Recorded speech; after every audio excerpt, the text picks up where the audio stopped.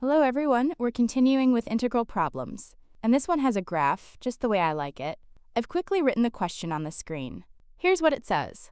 Given that m is a positive real number, in the Cartesian coordinate plane, the region bounded by the line y equals mx and the curve y equals x squared is divided into two parts by the line y equals 2x, as shown in the figure. If the area of region A1 is 7 times the area of region A2, then what is the value of m? Let's solve it. We'll start with region A2, since it's easier to calculate. Which curves is A2 between? Look here, I've redrawn them in bold. A2 lies between the curves y equals 2x and y equals x squared. Now which one is on top? The white line is above the red curve. That means when we write the integral, we'll subtract x squared from 2x. But before we do that, we need the bounds of integration, the intersection points of the two curves. So we set the equations equal. X squared equals 2x. Solving this, we get two solutions. X equals 0 and x equals 2. 0 is obvious. Let's mark 2 as well.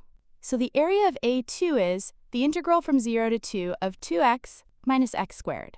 Let's compute that. The antiderivative of 2x minus x squared is x squared minus x cubed over 3. Now, plug in the lower bound 0, we get 0. Plug in the upper bound 2, we get 4 minus 8 over 3, which equals 4 over 3.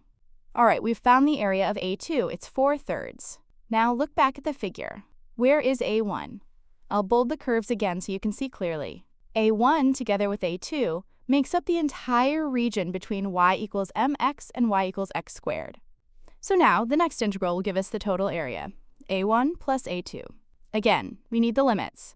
Set x squared equal to mx and solve. We get two solutions, x equals 0 and x equals m. Let's mark the point m as well. Now, which curve is on top? It's the blue one above the red one.